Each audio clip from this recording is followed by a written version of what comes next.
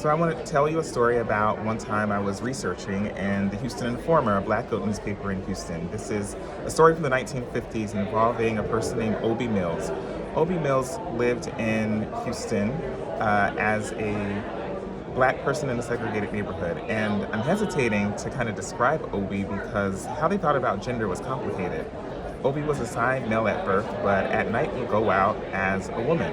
And Obie was also a sex worker and somehow got involved in a murder case that involved a white man who showed up in Houston's 3rd Ward in its warehouse district, which was known to be a place where people would come to find sex workers.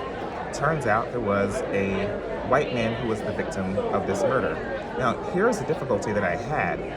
This story was kind of just lost in the archive. It was in the newspaper, and I tried to go find it in the police department records and didn't get very far. I tried to find it in the county records and didn't get very far with it either.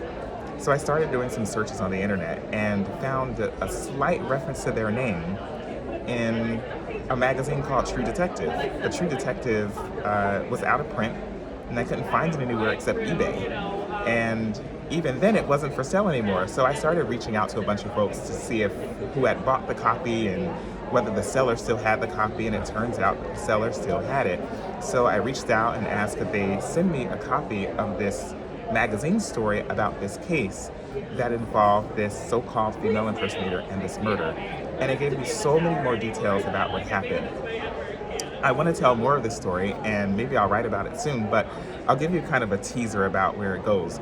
Obie Mills is found guilty of this murder, but it's so much more complicated because this person who came into the community was a white man who lived in Houston's community downtown, but had a girlfriend in Montrose, but apparently was also interested in these kind of sexual liaisons that we knew take places in what some scholars call the interzones of segregated spaces.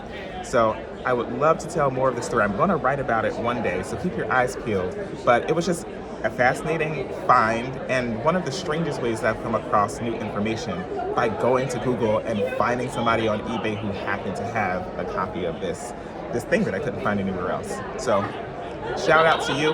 Can't remember your name, but I really appreciate your help.